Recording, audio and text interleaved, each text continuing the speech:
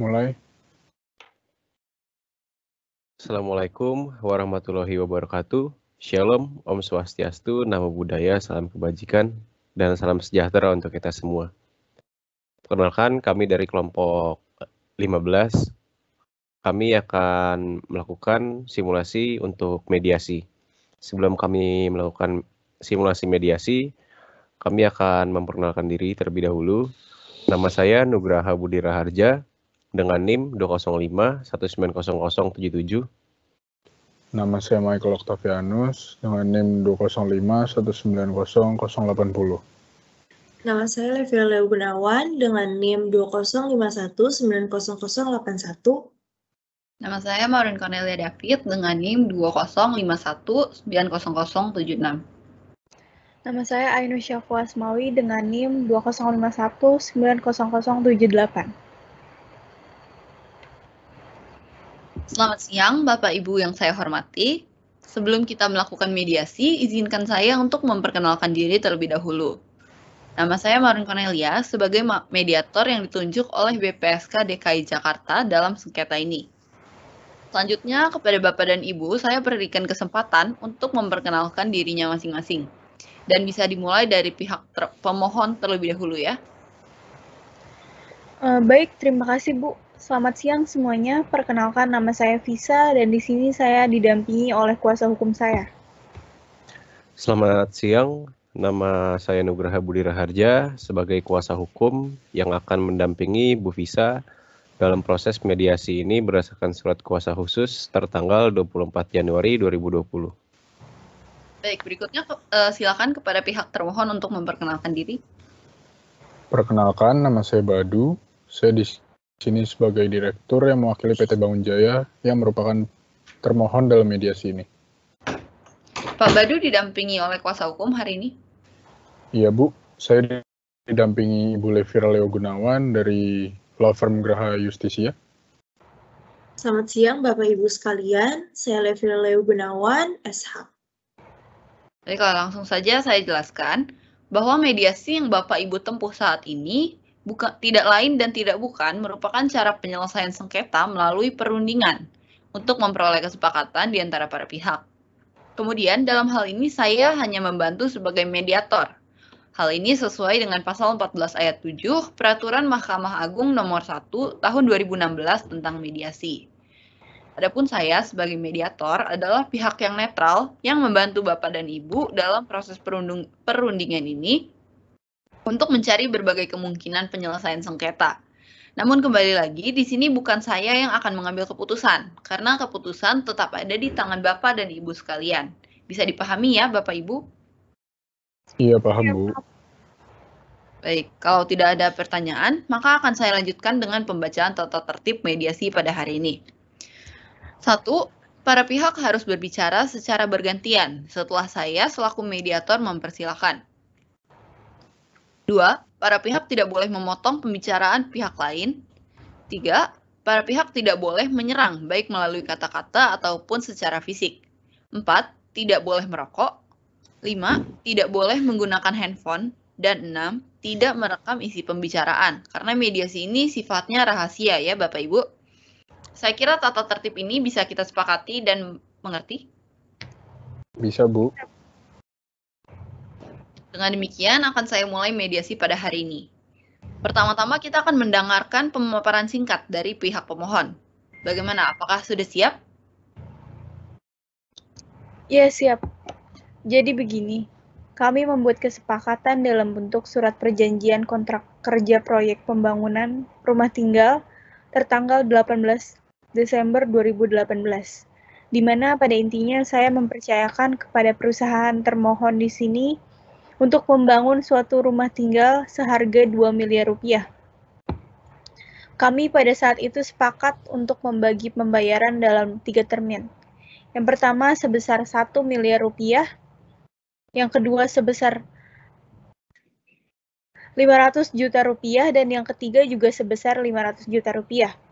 Pembayaran termin ketiga seharusnya pada tanggal 1 Desember 2019 yang lalu, akan tetapi pada akhir bulan November 2019 saya di PHK dari perusahaan tempat saya bekerja, sehingga saya tidak mampu membayar cicilan tersebut. Dan bukannya saya tidak berusaha ya, Bu. Saya juga sudah mencari pekerjaan baru, namun memang belum ada. Sehingga saya rasa agak mustahil bagi saya untuk melunasi pembayaran tersebut. Saya juga sudah menjelaskan masalah saya ini ke pihak termohon sebelumnya. Namun pihak mereka tidak mau memenuhi permintaan saya. Sebelum saya lanjutkan, saya ingin memastikan beberapa hal ya, Ibu. Pertama, Ibu belum membayar cicilan rumah yang ketiga, benar ya, Bu? Iya, benar. Dan di sini Ibu berkehendak agar pihak termohon menyerahkan rumah itu tanpa perlu diselesaikan, ya? Iya, benar. Jadi kan fair ya? Saya belum memenuhi pembayaran dan saya juga tidak menuntut penyelesaian rumah itu. Kalau ikut maunya saya, ya tentu saya maunya rumah ini dibuat hingga selesai sesuai desain yang sudah saya minta. Tetapi secara realistis kan tidak mungkin. Jadi saya bersedia menerima rumah itu apa adanya saat ini. Izin menambahkan majelis, klien saya ini benar-benar mengalami kesulitan finansial belakangan ini setelah di PHK. Maka kami rasa seharusnya pihak termohon juga dapat mengerti keadaan terpaksa ini majelis. Baik, dapat dipahami. Berikutnya akan saya persilakan kepada saudara termohon untuk menanggapi. Begini majelis. Kami dari pihak PT Bangun Jaya belum paham betul akan masalah yang dihadapi oleh pemohon. Akan tetapi, kami juga tidak dapat menyerahkan proyek ini begitu saja. Perbuatan pemohon yang demikian ini seperti tidak menghargai kesepakatan yang telah dibuat dalam surat perjanjian di awal sebelum dimulainya proses desain dan pembangunan ini.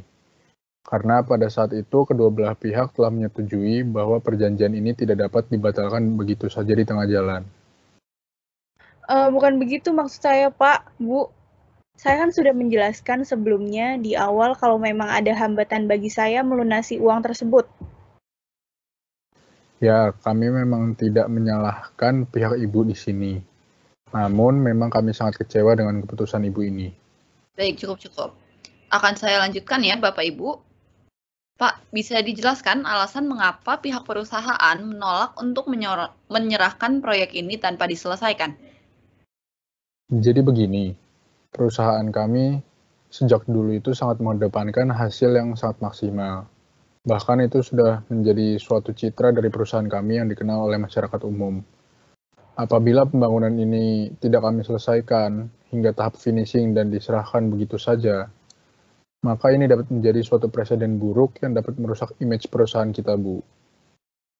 Dengan begitu, artinya pihak perusahaan itu lebih memilih untuk melanjutkan pembangunan walaupun ada keterlambatan pembayaran. Benar begitu, Pak?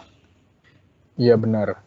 Kami tetap sesuai perjanjian di awal saja, karena kami hanya menginginkan setiap klien untuk mendapatkan hasil yang maksimal.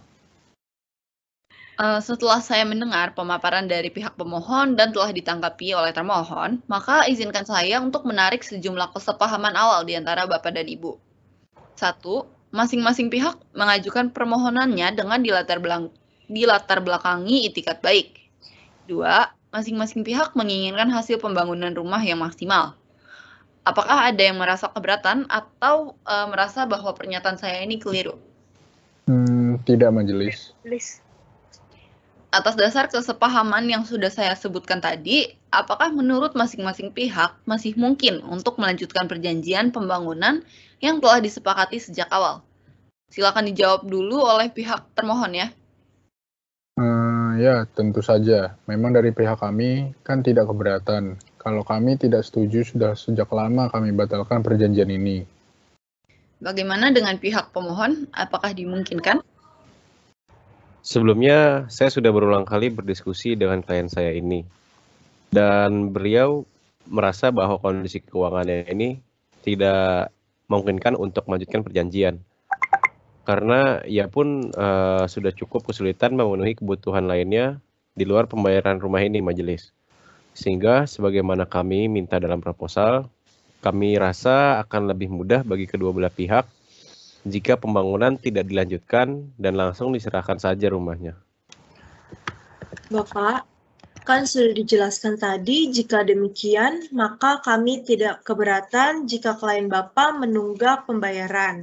Tapi jika perjanjian ini dibatalkan dan pembangunan ini tidak dilanjutkan, maka akan merusak reputasi perusahaan klien saya.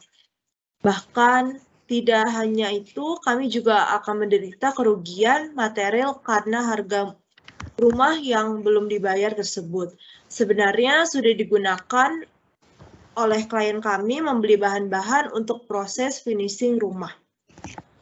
Baik, dari penjelasan Bapak dan Ibu tersebut, maka bisa dikatakan bahwa kedua belah pihak masih memikirkan kepentingan satu sama lain ya, walaupun masih dari perspektifnya masing-masing. Jika boleh saya simpulkan, maka yang menjadi permasalahan di sini ialah bagaimana caranya agar pembangunan tetap berjalan dan pembayaran pun dapat dilunasi. Apakah disetujui, Bapak Ibu? Ya, setuju majelis. Majelis. Kalau begitu, apakah dari masing-masing pihak ada yang ingin memberi solusi? Saya persilakan jika ingin berdiskusi dengan kuasa hukumnya masing-masing terlebih dahulu.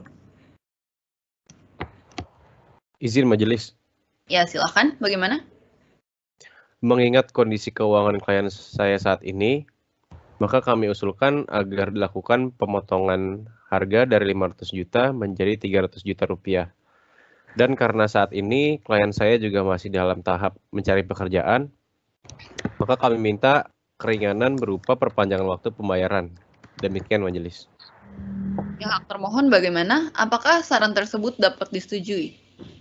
Wah, kami rasa usulan itu terlalu memberatkan pihak kami ya. Kami tidak menerima usulan tersebut, majelis. Baik, kalau begitu mungkin dari pihak termohon dapat mengusulkan cara lain? Begini saja, karena sejak kemarin pun pihak pemohon sudah telat membayar, sehingga kami rasa tidak ada salahnya jika kami perpanjang lagi waktunya. Terkait waktu pembayaran ini, kami fleksibel. Kami kembalikan lagi kepada pihak pemohon. Akan tetapi kami ingin meminta uang ganti rugi atas waktu kami yang telah terbuang sia-sia karena keterlambatan ini. Setidaknya 5% dari harga pembayaran yang telah dibayar dan harga pembayaran tetap pada angka 500 juta. Bagaimana? Kalau begini caranya, pihak kami yang terbebani ya Bu. Karena sudah kami jelaskan tadi bagaimana keadaan dan apa hambatan kami sehingga tidak membayar. Karena dari para pihak di sini belum ada suatu kesepakatan, maka izinkan saya untuk mengusulkan suatu solusi. Bagaimana jika pembayaran tetap ditunda dan tetap pada angka 500 juta rupiah, tetapi di luar uang itu tidak ada biaya lain yang harus dibayarkan oleh pemohon? Apakah dapat diterima? Sebenarnya masih sangat jauh dari ekspektasi dan kesanggupan klien kami. Namun jawaban kami tergantung pada tenggat waktu yang baru saya diberikan.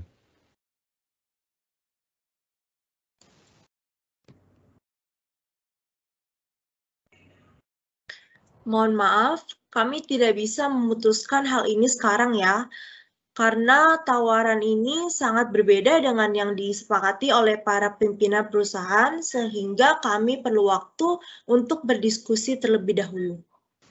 Baik, kalau gitu termohon kapan bisa memberikan jawaban? Mungkin 4-5 hari dari sekarang, karena kebanyakan anggota direksi kami sedang melakukan tugas di luar kota majelis. Baiklah, dengan begitu kita tunda dulu sidang mediasi ini hingga masing-masing pihak dapat memberikan jawaban yang pasti ya. Dan akan kita lanjutkan di minggu depan, tanggal 13 Februari 2020. Apakah ada yang keberatan atau berhalangan? Tidak majelis. Kalau begitu sampai bertemu di minggu depan ya, harap disiapkan jawaban masing-masing. Selamat siang Bapak dan Ibu. Kita akan kembali melanjutkan mediasi ini, dan sebelumnya akan saya bacakan kembali peraturan yang harus kita taati. 1. Para pihak harus berbicara secara bergantian setelah saya selaku mediator mempersilahkan. 2. Para pihak tidak boleh memotong pembicaraan pihak lain. 3. Para pihak tidak boleh menyerang baik secara kata-kata maupun secara fisik. 4. Tidak boleh merokok. 5. Tidak boleh menggunakan handphone, dan yang terakhir tidak boleh merekam isi pembicaraan. Bagaimana Bapak dan Ibu, apakah sudah ada jawaban terkait dengan solusi yang terakhir kita bahas?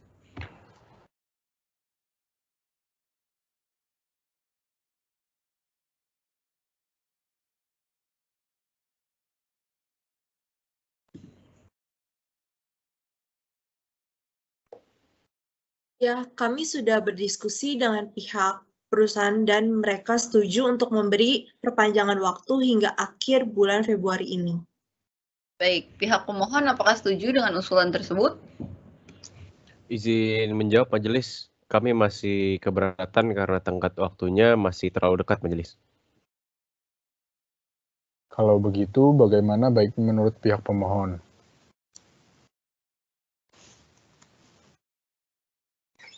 Kami akan menyetujui untuk membayar jika waktu pembayaran diperpanjang hingga pertengahan bulan April 2020 ini. Bagaimana, Pak? Wah, agak sulit ya. Kemarin kami sudah maksimal hingga akhir bulan, Pak, Bu. Apa benar-benar tidak dapat diperpanjang lagi, Pak? Toh di sini juga bukan karena keinginan saya, tapi karena keadaan ekonomi, Pak. Apakah tidak bisa diberi pengertiannya? Ya Bu, kami paham itu. Sebentar ya, saya usahakan lagi untuk terakhir kali kepada pimpinan yang lain ya.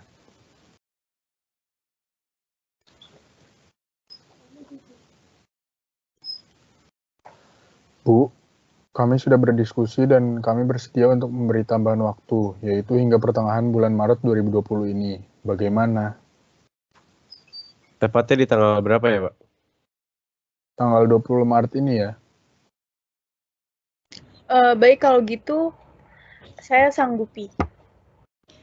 Dengan demikian telah tercapai satu kesepakatan ya. Maka akan saya berikan waktu beberapa menit untuk para pihak menuangkan kesepakatan tersebut dalam suatu perjanjian. Apakah cukup setengah jam? Iya, cukup majelis. Baik, kesepakatan sudah dituangkan dalam perjanjian ya. Saya mengingatkan bahwa perjanjian ini akan berlaku mengikat terhadap para pihak sekalian. Apabila klausul pelaksanaan telah dipenuhi, maka itu akan menandakan selesainya sengketa ini. Dapat dipahami? Ya, paham majelis. Ya, paham majelis. Dengan begitu, sengketa ini sudah selesai dan akan saya tutup. Oke, sekian dari simulasi mediasi dari kami, kelompok 15. Terima kasih, Bu Mariske dan juga teman-teman sekalian.